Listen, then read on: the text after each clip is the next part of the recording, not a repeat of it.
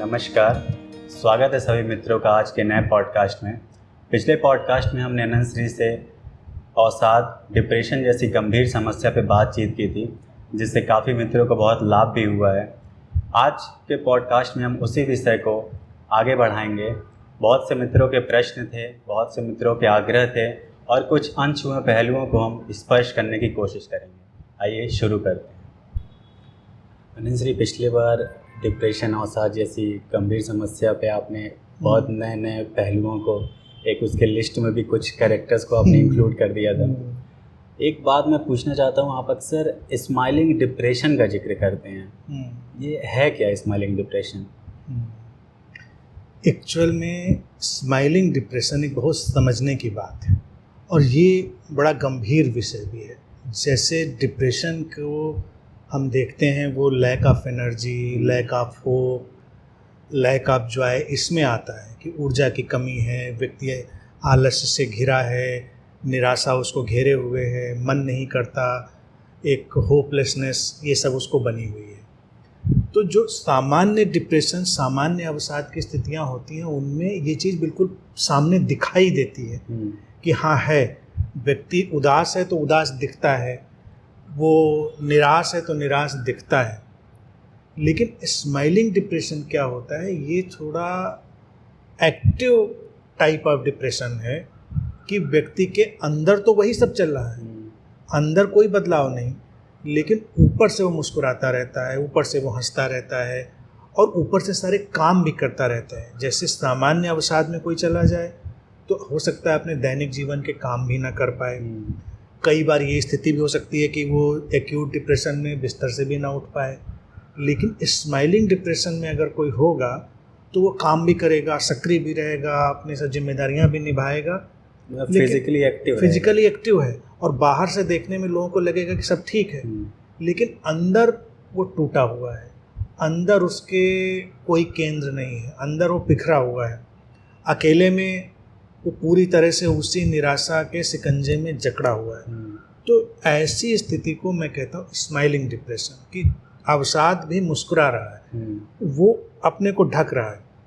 अब इसमें जो है एक बड़ी खतरनाक चीज़ है, जो ट्रेंड लंबे समय में देखा गया, होता क्या है कि जो आत्मघात के केसेस होते हैं वो मैक्सिमम स्माइलिंग डिप्रेशन वालों के होते हैं। इसीलिए कई बार लोग चौंक जाते हैं, अरे अभी तो मिला था, अभी जोक सुना रहा था, अभी तो पार्टी कर रहा था, अभी तो इतना अच्छा था। लोग कहते भी अभी तो बहुत खुश दिख रहा था, एकदम से रात में ऐसा क्या हो गया, उसने ऐसा कर लिया।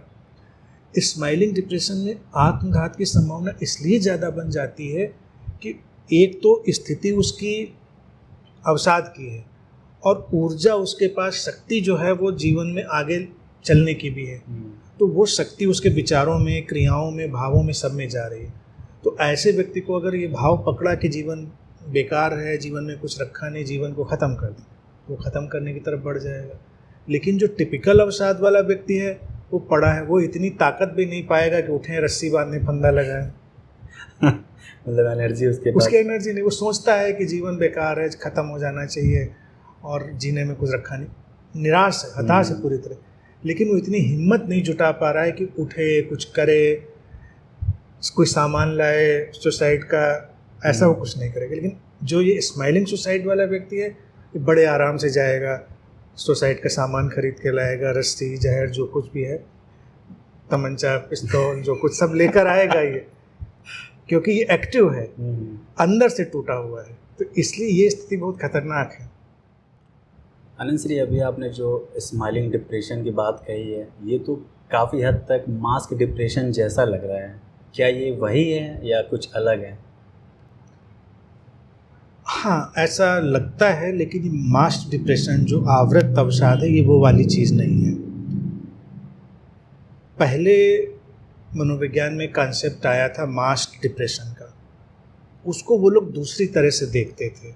उसको वो ऐसे देखते थे कि ऐसे व्यक्ति में ऊपर से कोई लक्षण नहीं नज़र आ रहा है, मानसिक रूप से कोई लक्षण नहीं नज़र आ रहा है, लेकिन उसके अंदर फिजियोलॉजिकल लक्षण हैं। जैसे साइकोसोमेटिक इम्प्रेशन होते हैं, तो साइकोलॉजिकल सिम्टम नहीं है अवसाद के, लेकिन सोमैटिक सिम्टम है।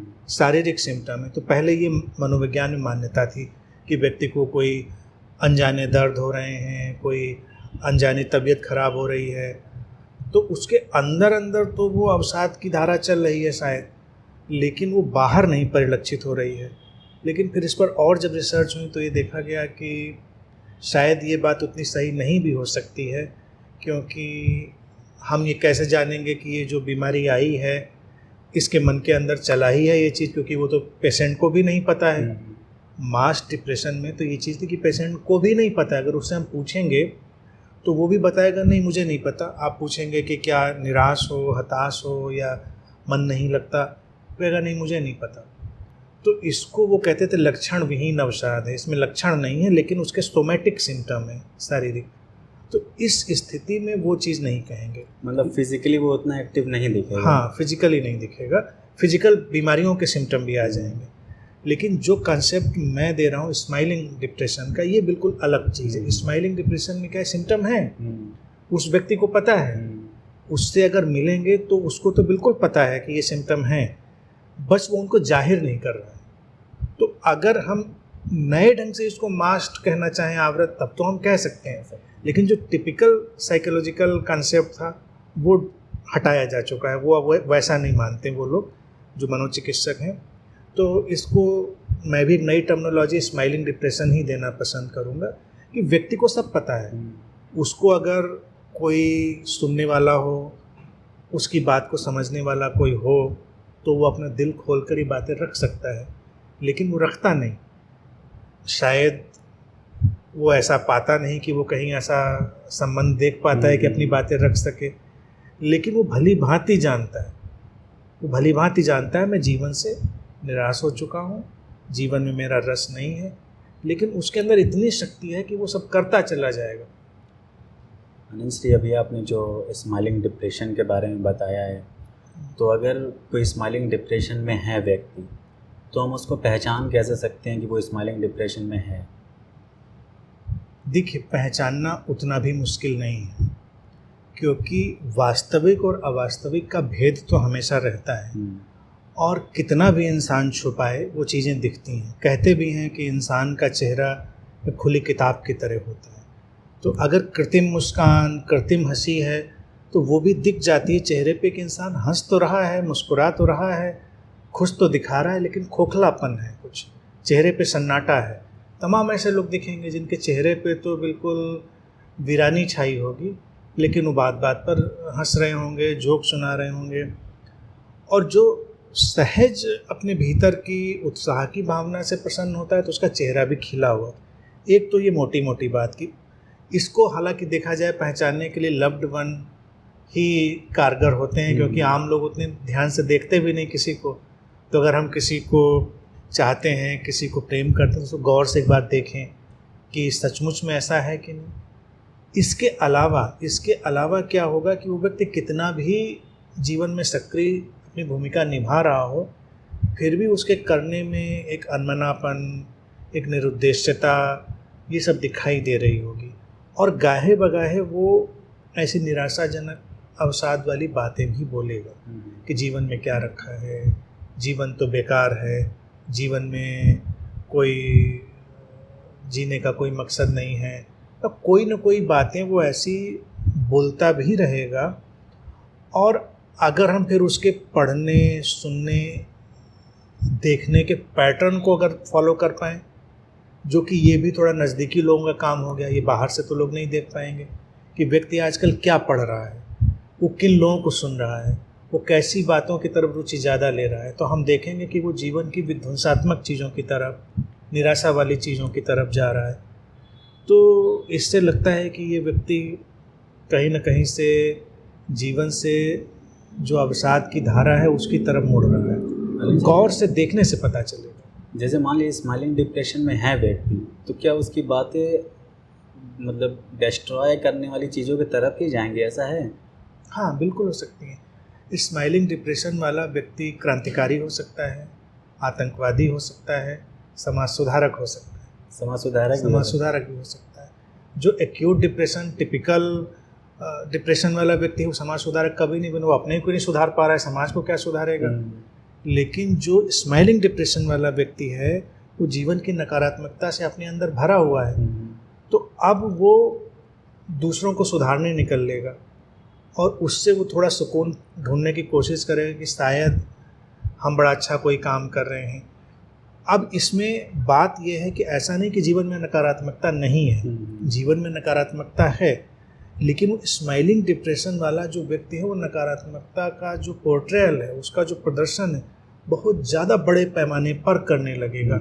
जैसे समाज बिल्कुल विध्वंस हुआ जा रहा है, समाज बिल्कुल गर्त में जा रहा है, उसको निकालना है, तो बड़ा ही वो एक क्रांतिकारी जैसा व्यक्ति दिखाई देगा। और हैरान करने वाली बात है, अगर आध्यात्मिक क्षेत्र में जाएंगे तो 20 से 30% गुरु भी स्माइलिंग डिप्रेशन के शिकार वाली श्रेणी में मिल जाएंगे। समाज सुधारक हो चुके हैं, क्रांतिकारी हो चुके हैं, उनको इतनी नकारात्मकता चारों तरफ दिखाई दे रही, सबको गड्ढे से पकड़ पकड़ के निकालना, वो स्वयं गड्ढे में पड़े हैं, तो उनको लगता है कि शायद ये रास्ता है। निकाल वो नहीं रहे हैं, निकालेगा व्यक्ति तो देखिए बड़े सार्थक ढंग से। ऐसे लोग निंदात्मक और लोगों को गिल्ट में डालने वाले ज़्यादा दिखाई देंगे। तो ऐसे समाज सुधारकों और प्रवचनकर्ताओं की तरफ देखेंगे तो वो लोगों को एक बड़ी निराशा, हताशा और बेचैनी दे देते हैं। अच्छा भला इंसान जी रहा था और उसको कोई न कोई ऐसी बात दे देंगे कि उसको लगेगा कि मेरा जीवन तो बेकार है, मैं तो शायद खाम खा जी, अपराध बोध में डाल देंगे कि ये मूंछ रखने की कोई बात है। बताइए, तुमने मूंछ रखी हुई है, कितना इकोलॉजिकल बैलेंस गड़बड़ कर रहे हो इससे तुम, तो डिप्रेशन में चला जाए। कोई भी बात वो कर सकते हैं, anything they can do. Anand ji, जैसे कोई स्माइलिंग डिप्रेशन में है तो वो व्यक्ति उससे दूर कैसे हो सकता है? हमने समझ तो लिया स्माइलिंग डिप्रेशन है क्या, लेकिन उससे दूर कैसे हो सकता है? उससे दूर एक साहस जो समाज में नहीं सिखाया गया है वो सिखाना पड़ेगा। और ये घर परिवार हर जगह, फिर वही बात मेरी आएगी, ये चीज़ प्रारंभ से ही डालनी बहुत ज़रूरी है बच्चों में। और चलो बचपन बीत गया, अब नहीं है, बोल इसलिए उसको बार बार देता हूँ कि बच्चे तो हैं ही हर घर में, तो वहीं से वो लोग शुरू कर लें।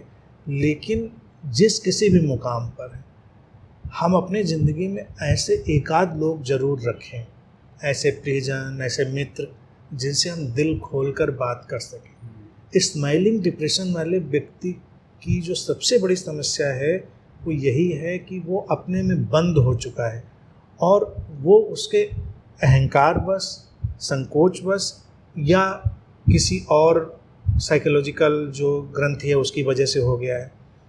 वो किसी से बात ही नहीं करता खुलकर, या वो किसी को इस योग्य नहीं देख पाता, ये भी उसका अहंकार ही है कि हम किसी से दिल खोलकर बात कर सकें। तो अगर हम ऐसे बात कर सकें कि अपने अंदर, हमारे अंदर क्या चल रहा है। अब इसमें सबसे बड़ी समस्या उन लोगों को होती है स्माइलिंग डिप्रेशन में जो सफल हैं, सेलिब्रिटी हैं, किसी बड़े पद पर पहुंच गए हैं, किसी बड़े मुकाम पर हैं, उन लोगों को ज़्यादा समस्या होती है। उनको लगता है हम कैसे बात करें, हम कहेंगे कि मेरे अंदर परेशानी चल रही है, ये व्यक्ति तो मुझसे कम सफल है, तो ये तो शायद समझेगा नहीं। और उनके अंदर इतना एक्यूट चला जाता है, वो अपने प्रियजनों को भी उसी दृष्टि से देखने लगते हैं, अपने मित्रों को भी। उनको लगता है हम कहेंगे, लेकिन हमसे कोई ऊंचा हो उससे हम कहेंगे, तो वो कह नहीं पाते। तो यहाँ पर कह पाना, अगर स्माइलिंग डिप्रेशन से बचना है तो ये बोल पाने की क्षमता, व्यक्ति अपने दिल को सामने रख पाए कि मेरे अंदर ये चल रहा है, मैं अच्छा फील नहीं कर रहा हूँ। और ये साहस होना चाहिए कि उसकी सारी सफलताओं के बावजूद भी वो इस साहस के साथ सामने आए कि लोग अगर इनकार भी करेंगे कि ऐसे कैसे हो सकता है, तुम्हारे पास तो सारी चीज़ें हैं, फिर भी ऐसा कैसे, यही डर उसको लगता है ना, तो कह नहीं पाता। तो ये एक इसका देखा जाए सबसे मेजर थेरेपेटिक पॉइंट है कि वो कह पाए अपनी बातों को। और ये संभव है कि स्माइलिंग डिप्रेशन वाला व्यक्ति जल्दी निकल भी सकता है, वो जल्दी अपने को ख़त्म भी कर सकता है, लेकिन अगर वो कोशिश करेगा तो जल्दी निकल भी सकता है। दोनों में उसके पास शक्ति है। अनिल जी, जैसा आपने कहा कि कुछ सफल लोग भी हैं जिनके पास व्यवसाय है, जिनके रिलेशनशिप स्टेबल हैं, उनके पास कोई कमी नहीं है, लेकिन अक्सर वो लोग अवसाद में जाते दिखते हैं, तो मतलब इसके बारे में क्या कहेंगे आप? हाँ, ये भी चीज़ है। और यहाँ भी वो स्माइलिंग डिप्रेशन वाले कैटेगरी में जाने की ज़्यादा उनकी संभावनाएं हैं। समाज में हमने सफलता को चंद मानकों में बंद कर दिया है। चंद मानक हैं, पैसा है, सुविधाएं हैं, पद है, प्रसिद्धि है, इंसान सफल है। लेकिन उसके जीवन में अच्छे संबंध होना, अच्छे स्वास्थ्य का होना, उसके जीवन में मानसिक शांति का होना, उसके जीवन में अकारण प्रसन्नता का होना, उसके जीवन में बेशर्त संबंधों का एक सिलसिला होना, ये सब भी जरूरी है। हम सफल किस आदमी को कहेंगे? जिसके जीवन में बहुत कुछ है। समाज के आर्थिक भौतिक मानदंड तो हैं, लेकिन ये आंतरिक मानदंड भी हैं। और आंतरिक मानदंडों में अगर हम केवल अपने 4 स्तंभ ही जोड़ दें, प्रेम, शांति, प्रसन्नता और समस्वरता, पीस, हैप्पीनेस, लव, हार्मनी, तो भी उसमें सब कुछ शामिल हो जाता है। वो नहीं है तो वो व्यक्ति सफल तो नहीं है। अब क्या है, ऐसे व्यक्ति के रास्ते में वो क्यों जा रहा है? उसके अंदर प्राइड, गिल्ट और शेम, ये 3 चीज़ें। अहंकार है, प्राइड, गिल्ट अपराध बोध है, शेम एक हीन भावना है। हीन भावना यूं आती है कि जीवन में कोई भी व्यक्ति किसी भी मुकाम पर हो, उससे आगे कोई ना कोई तो हमेशा होगा ही। तुम्हारे पास अपूत संपत्ति हो तो तुमसे ज़्यादा सुंदर हो सकता है, तुमसे ज़्यादा ज्ञानी हो सकता है, तुमसे ज़्यादा शांत हो सकता है, तुमसे ज़्यादा प्रसन्न हो सकता है। कोई भी व्यक्ति किसी अंतिम पायदान पर होता ही नहीं जीवन में। तो ऐसे व्यक्ति को वो हीन भावना भी पकड़ती है। अच्छा, जो समस्याओं में घिरा है उसको हीन भावना जल्दी पकड़ती नहीं, वो तो वैसे ही समस्याओं से घिरा है।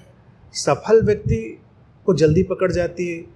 इसीलिए जो बड़े सफल लोग होते हैं वो इतनी छोटी छोटी बातों पर हीन भावना से ग्रस्त हैं, जो शेम है कि तुलनात्मक। और वो तुलना तो उनकी चल ही रही, क्योंकि टैलेंटेड हैं वो लोग, सफल भी हुए इसीलिए तो टैलेंटेड है। कोई भी चीज़ हो सकती है कि मेरे कान छोटे हैं, अब वो हीन भावना से जब दूसरों को देखता है उनके अच्छे भले सुंदर कान, गिल्ट और हीन। अब हम तो जान ही नहीं पाएंगे ये किस बात से सेम में है, और वो बोल भी नहीं पा रहा है। और इतनी फनी सी बात है, कैसे बताए लोगों को।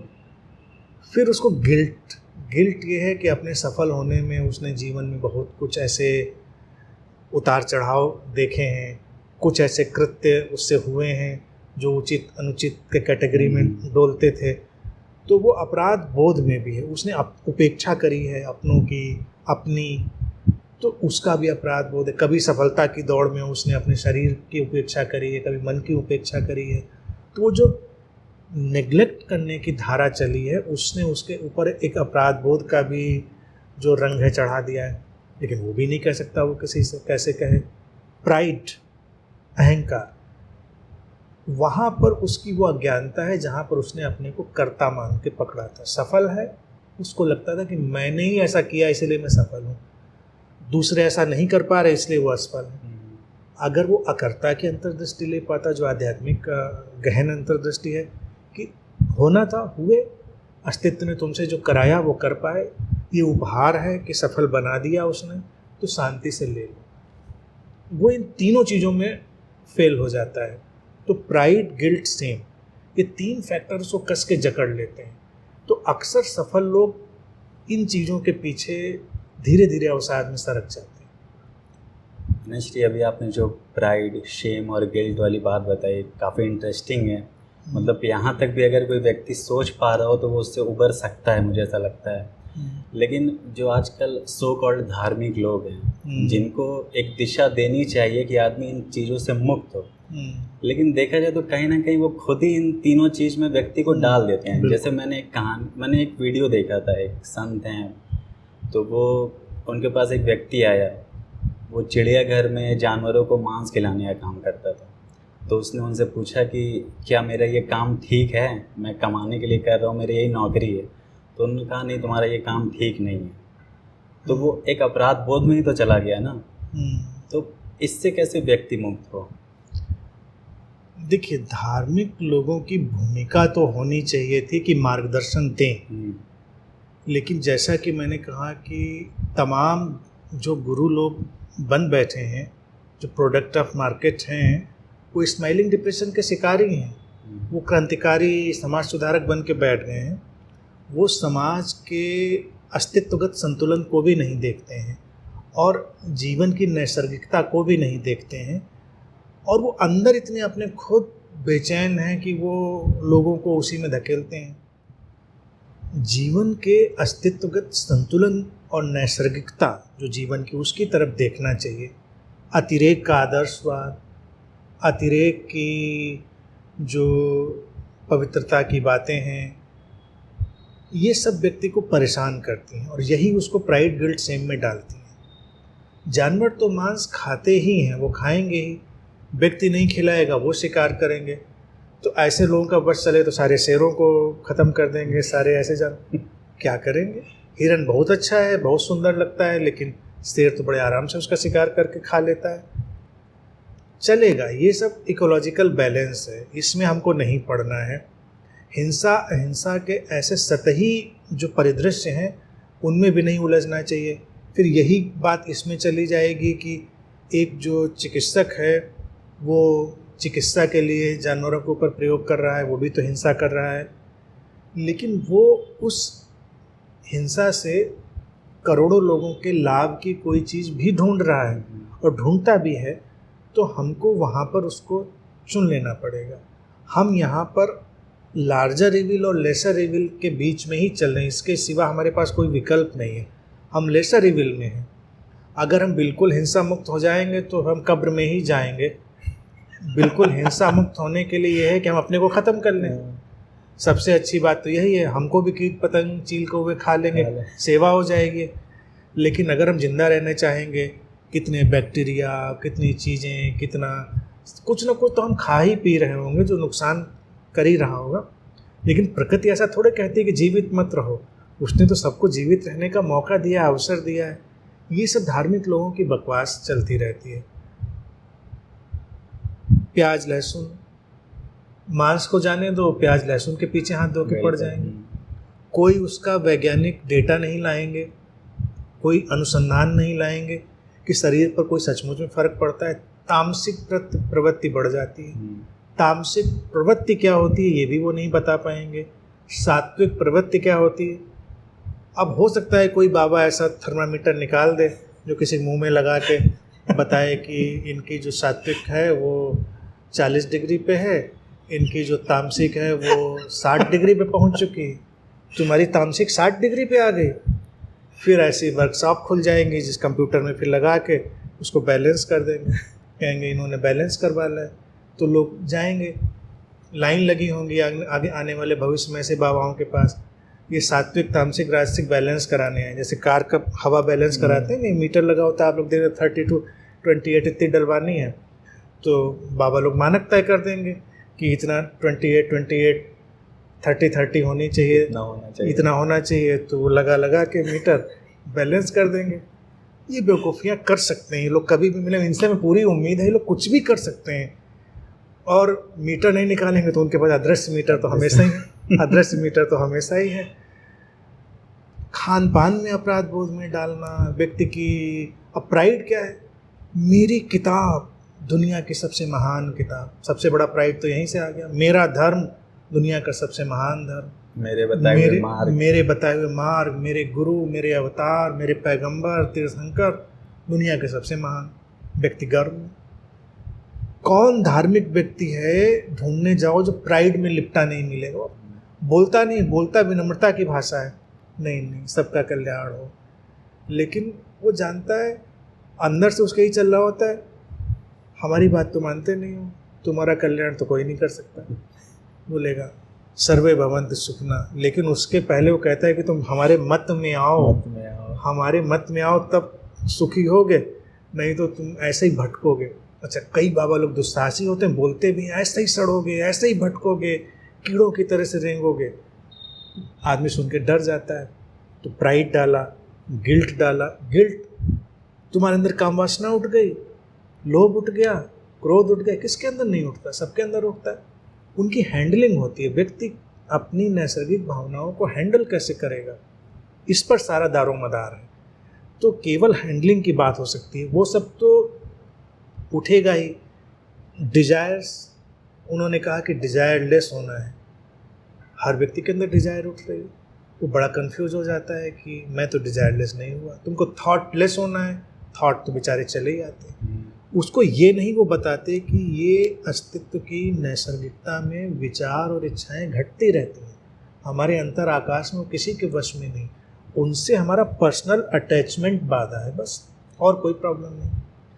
रहा सवाल सेम का, तो कितनी हीन भावनाएं उसके अंदर घर कर दी जाती हैं, उसको ऐसा बोल बोल के ये पाप है, ये पुण्य है, ये इतना खराब है।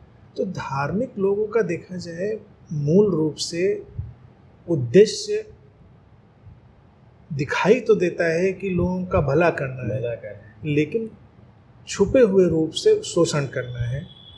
और अच्छे लोग भी बेशक रहे ही हैं, बहुत सारे संत अच्छे रहे, बुद्ध लोग अच्छे रहे, लेकिन जब कोई संगठित उसको चलाता है तो वो संगठित वो स्माइलिंग डिप्रेशन का ही करता धरता होता है वो व्यक्ति, तो वो लोगों को गर्दन पकड़ लेना चाहता है। सही धार्मिक व्यक्ति गुरु वही होगा जो किसी की गर्दन नहीं पकड़ता, उनको सहज शांत अपराध मुक्त रहने देता है। ये एक बड़ा सोचने वाला विषय है और धार्मिक लोगों को इस पर बहुत काम करना चाहिए, मुझे लगता है विचार करना चाहिए कि जितना संभव हो वो एक pride free, guilt free, shame free जीवन जिए। और ये तभी संभव होगा जब वो सहज जीवन जिएंगे, अपने जीवन में प्रेम, शांति, प्रसन्नता, समश्वरता, पीस, हैप्पीनेस, लव, हार्मनी इसको सींचेंगे, बढ़ाएंगे, दूसरों तक फैलाएंगे, तभी इससे मुक्त होंगे। एक समग्र मानसिक स्वास्थ्य के अगर हम फाइनल सॉल्यूशन की तरफ जाएं तो मनोविज्ञान को विकसित होने दें, हम बहुत सारी सीमाएं ना खींचें और धर्म की जो पॉकेट्स हैं इनको विदा करके एक सार्वभौमिक धार्मिकता का निर्माण हम करें। विज्ञान में देखिए हमने उसको स्वीकार कर लिया, जो नियम है वो सार्वभौमिक है, सब पे लागू होते हैं। ये तो है नहीं कि एक नियम कहीं धरती के कोने पे लगेगा दूसरी जगह लगेगा। तो हम धार्मिक जगत में ऐसी व्यवस्थाएं क्यों बना रखे हैं कि ये आस्था अलग है, वो विश्वास अलग है, ये मत अलग है। मैंने जिन मुख्य 4 स्तंभों की बात करी है, कोई मुझे बताए प्रेम धरती के इस कोने पे क्या अलग हो सकता है, धरती के उस कोने पे अलग हो सकता है, हम उसकी बात क्यों नहीं करते। धार्मिकता वही है। शांति यहाँ वहाँ अलग हो सकती है क्या, प्रसन्नता कहीं अलग हो सकती है मनुष्य मनुष्य में, जो हार्मनी है, समश्वरता है, ये क्या मनुष्य मनुष्य में कोई अंतर ला सकती है। इन चीज़ों को विस्तार दिया जाए और जो धर्म जगत में, धार्मिक पुस्तकों में इन बातों को बढ़ाने के समर्थन में बातें हैं, बस उनको हम एक्सट्रैक्ट कर लें और बाकी चीज़ों को हटा दें, क्योंकि बाकी चीज़ों की ज़रूरत नहीं है। ये एक पैकेज की तरह धर्म हमारे सामने रहा है, जिसमें कंटेंट भी था लेकिन बहुत सारा पैकिंग मटेरियल था। तो अब वक्त है कि पैकिंग मटेरियल को हटा दो। लोग अपने अपने पैकिंग मटेरियल लगाते हैं, आज हमें उनकी ज़रूरत नहीं है। तो व्यक्ति के समग्र मानसिक स्वास्थ्य के लिए यही अच्छा है कि एक सहज शांत जीवन उसको जीने दिया जाए और किसी भी कोण से किसी भी तरह का प्राइड, गिल्ट, शेम उसको ना पकड़े। एक तो ये बात। दूसरी बात, संबंधों को थोड़ा उदार और पारदर्शी बनाया जाए। कम से कम 1-2 संबंध प्रत्येक व्यक्ति के जीवन में ऐसे हों जहाँ पर वो अपने दिल की बात कह सके, खुलकर अपनी बात कह सके। तो अगर हम ऐसे संबंध, ऐसे समाज को सामने रख पाएंगे, जब वो पूरे अपने खुलेपन से अपनी अभिव्यक्ति दे पाएगा, तो तमाम समस्याएं बढ़ने से पहले ही समाप्त हो जाएंगी। तो मैं समझता हूँ ये मोटे मोटे रूप में ये बहुत आवश्यक बिंदु हैं। इनका ध्यान रखने से ही हम बड़े पैमाने पर मानसिक स्वास्थ्य का निर्माण कर लेंगे। मेरा लास्ट क्वेश्चन है अंशरी की, मान लीजिए जो लोग संगठित जो धर्म हैं अभी सो कॉल्ड लोग बनाए हुए हैं, जो व्यक्ति उसमें इन्वॉल्व हो रहा है, उसके लिए आपका क्या मैसेज होना चाहिए? जो उनसे जुड़ रहे हैं वो किस बात का ध्यान रखें या उस जाल से में फंसने से बच सकते हैं? देखिए, संगठित धर्म मोटे मोटे हैं और बीच में जो छोटे छोटे संप्रदाय आते हैं, गुरुओं के पीछे जो चलने वाली भीड़, वो भी वही चीज़ है। इन्हीं चीज़ों का ध्यान रख लें जितनी बातें मैं कह रहा हूँ, कि क्या ये सब चीज़ें बढ़ रही हैं उसके जीवन में, जो पीस, हैप्पीनेस, लव, हार्मनी, क्या प्राइड, गिल्ट, शेम उसको तो नहीं पकड़ रहा है कहीं से। तो ठीक है, क्योंकि कई लोग हो सकता है अच्छे ढंग से भी अपने काम कर रहे हों, लेकिन अगर हमको ज़रा सा भी कहीं दिखाई दे कि ऐसी चीज़ों का निर्माण हो रहा है, लोगों में बंटवारा किया जा रहा है, तुलनाएं डाली जा रही हैं, व्यक्ति व्यक्ति के बीच किसी भी तरह का विभाजन पैदा हो रहा है, तो सावधान होना चाहिए।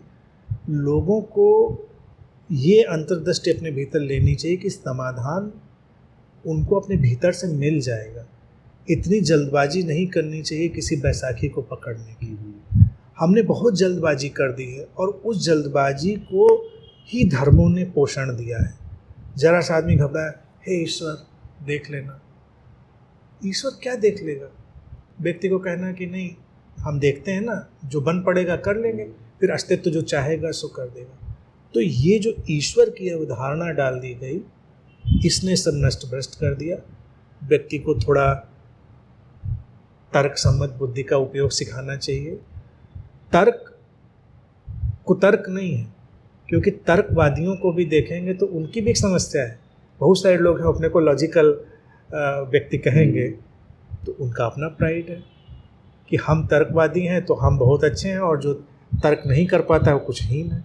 नहीं कर पा रहा है, वो उसका टाइप वो नहीं है, सिखा देंगे उसको, सीख लेगा। लेकिन ये समस्या नहीं है। ये लड़ाई नहीं होनी चाहिए। ये जो लड़ाई, एक समझदार व्यक्ति है वो अपने प्राइड में है, नासमझ अपने प्राइड में है। जैसे इंटेलेक्चुअल्स और non intellectuals, non intellectuals, believers, non believers. जहाँ नॉन बिलीवर हावी हो जाते हैं, बिलीवर्स को छोटा समझने लगते हैं। जहाँ बिलीवर्स हावी हो जाते हैं, नॉन बिलीवर्स को छोटा समझने लगते हैं। ये तराजू तोड़ देना है। शांति से रहिए, प्रेम से रहिए, बस जियो और जीने दो। हम तो कहते हैं कि धर्म की सारी चीज़ों को समेट कर हम बस एक चीज़ में डाल सकते हैं, जियो और जीने दो। अच्छे से जियो, अच्छे से लोगों को जीने दो, बस। और हमेशा ध्यान रखो, ऐसा कुछ भी अपनी तरफ से ना करो कि लोगों के इन्हीं 3 बातों को, प्राइड, गिल्ट, शेम को बढ़ावा दे रहे हो। पर नहीं कर रहे हैं तो ठीक है, फिर सब समाधान मिल जाएगा। अनुश्री, मनोविज्ञान हो गया, धर्म हो गया, अवसाद जैसी गंभीर समस्या पे ये हमें एक राह तो दिखाता है। मैं आपसे जानना चाहता हूँ कि आप कौन सी दिशा दिखाना चाहते हैं, या आपके हिसाब से क्या हमें करना चाहिए जिससे हम इससे दूर हो सकें या इसको समझ सकें? मनोविज्ञान ने बहुत काम सदे ढंग से किया ही है। विज्ञान हमेशा सदे ढंग से काम करता है, और मनोविज्ञान या विज्ञान जिसको लोग कहते हैं, उसमें कोई द्वंद्व नहीं है। जो तथाकथित धर्म चलता रहा होता है वो उसी से चीज़ें निकाल लेता है। पहले व्यक्ति के पास कोई विस्तार नहीं था चीज़ों के समाधान के लिए, तो उसने एक मोटी मोटी चीज़ बनाई थी, धर्म। तो इसीलिए पहले के धर्म में देखिए क्या है, नैतिक शिक्षण है, चिकित्सा भी है, मानसिक दिशा देने के आयोजन भी हैं। तो धर्म एक एज ए होल एक चीज़ थी। लेकिन जैसे जैसे हम विकसित हो रहे हैं तो नैतिक शिक्षण हम समझ गए हैं, उसकी हमें ज़रूरत नहीं रह गई। धर्म के लिए हम धर्म की तरफ जाने की ज़रूरत नहीं हमें। मनोविज्ञान ने जो उसके सूत्र थे उनको निकाल लिया। अब जो धर्म है उसको बड़े शुद्ध रूप में हमारे सामने आना पड़ेगा। पहली चीज़ उसमें यही होगी कि धर्म एक संगठित धर्म की तरह, एक संप्रदाय की तरह विदा हो जाना पड़ेगा। अगर लोगों को अवसाद मुक्त बनाना है, या ओवरऑल कहें उनको एक गहरा मानसिक स्वास्थ्य देना है, वस्तुतः चुनौती मानसिक स्वास्थ्य की है, मेंटल हेल्थ की है। राजनीति तो मेंटल हेल्थ बिगाड़ रही है, बाजार तो मेंटल हेल्थ बिगाड़ रहा है, रही सही कसर ये धार्मिक लोग मेंटल हेल्थ बिगाड़ रहे हैं। तो मेरा सुझाव ये है कि धर्मों को पूरी तरह विदा हो जाना चाहिए। धर्मों के विदा हो जाने का तात्पर्य है कि धार्मिक संगठन, संप्रदाय। दूसरा मेरा सुझाव, धर्म ग्रंथों को पूरी तरह विदा हो जाना चाहिए, क्योंकि लोग कैसे किसी किताब के आधार पर अपना जीवन जी सकते हैं। जीवन तो निरंतर विकसित होता चला जा रहा है, हमको उसके विकास की तरफ जाना चाहिए। तो ये भविष्य है कल्टलेस स्पिरिचुअलिटी का, संप्रदाय विहीन अध्यात्म का। आज जो हमने अनंत से बातचीत की है वो मेरे लिए बहुत इंटरेस्टिंग था। मुझे लगता है सबके लिए काफ़ी इंटरेस्टिंग होगा, क्योंकि आज हमने स्माइलिंग डिप्रेशन, जो मेरे लिए तो एकदम नया था, मास्क डिप्रेशन पे चर्चा की, स्माइलिंग डिप्रेशन पे चर्चा की, धर्म, समाज ये कैसे हमें प्राइड, शेम और गिल्ट में डालते हैं, उनसे मुक्त होने की जो हमने अनंत श्री से बातचीत की, मुझे पूरी उम्मीद है कि अनंत श्री से जो बातचीत हुई है उससे काफ़ी सारी जो अंतर्दृष्टि हमें मिली है, हम इन चीज़ों से मुक्त हो जाएंगे और प्रेम, शांति, प्रसन्नता और समसौता की तरफ बढ़ेंगे। नमस्कार, मिलते हैं अगले एपिसोड में।